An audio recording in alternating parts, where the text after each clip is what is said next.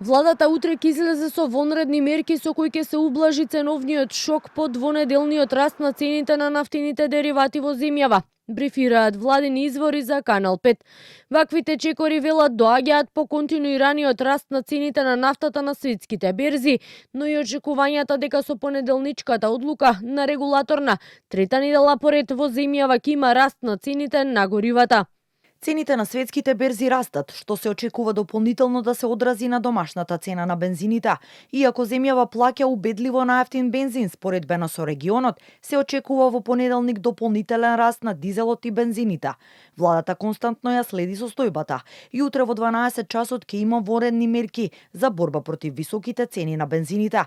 Ќе се донесат мерки со кои ќе се ублажи ценовниот шок. Велат извори од владата за Канал 5. Премиерот Мицкоски пак досега во неколку наврати посочи дека опциите со кои владата би можела да интервенира се намалување на акцизата и ДДВ-то од 18 на 10%, за да се прогласи кризна состојба во земјава и да се намалат акцизите за 1 денар. Треба тон дизел да изнесува над $800, но колкава е цената на тон и натаму останува непознато, бидејќи регулаторна го крие податокот врз основа на кој ги пресметува цените. Дополнително Министерството за економија детално ги анализира и цените на основните прехранбени продукти. Оттаму вела дека се свесни за можните ценовни притисоци, особено тие што зависат од увоз и транспорт, но досега контролите не покажале значително зголемување на цените, освен кај јајцата. Зголемување кое го објаснуваат со берзанскиот раст на сојата и кај маслото, кое исто така велат е последица на берзански раст.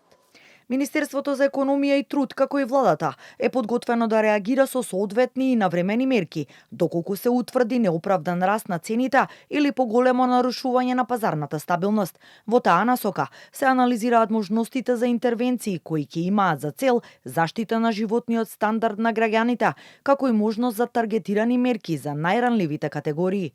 Велат од Министерството за економија по првичните контроли на државниот пазарен инспекторат и посочуваат дека целосен извештај за ценовните движења очекуваат во текот на следната недела, пошто ќе се има појасна слика за следните чекори. Од опозицијската СДСМ и денеска побараат да се прифатат нивните предлози за намалување на акцизата за 4 денари и ДДВ-то на 5%.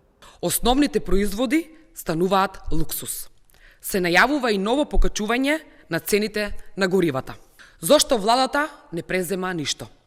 Чека да се зголеми сиромаштијата. Народот да нема за леп, да не може да се прехрани. Зимите од регионот Србија, Црна Гора, Словенија, Хрватска досега веќе излегоа со мерки како што се намалување на акцизите или пак ограничување на цените на нафтените деривати.